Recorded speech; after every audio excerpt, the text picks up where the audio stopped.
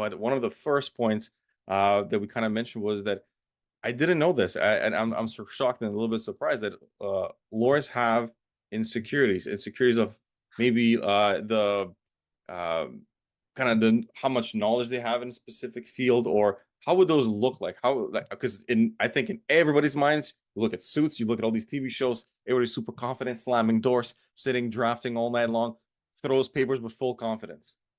No, it's so funny finally that support this belief I had most of my career that show that we are the most insecure profession. From the competition to get into law school, the competition in law school, like uh, there's a saying from a book that like most law school students read. It's called Getting to Maybe.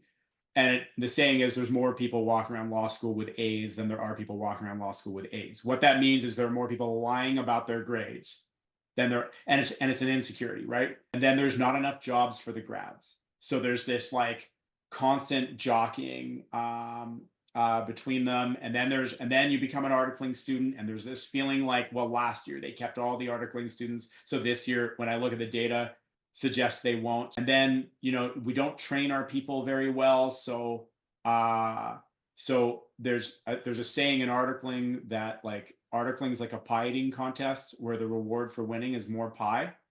And it just means that if you're good, you get more work. And if you're not good, you don't get feedback. You just don't get work. I'm not busy. And then I'll make another quote, and I think it was Sapinka, judge, like he was a former Supreme Court judge. He said, if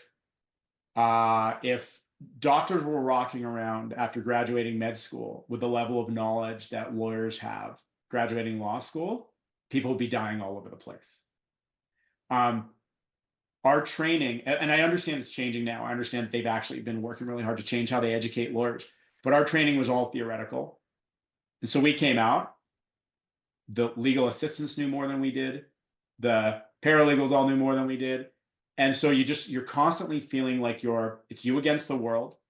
You don't know enough about anything. You get handed jobs and you're supposed to figure it out as they go. And one of my bosses used to always say that's why we call it the practice of law, because you're always practicing, which is scary for clients. But yeah, it's this constant feeling of competition, not getting feedback, and actually, by the way, getting tested on every file that you work on.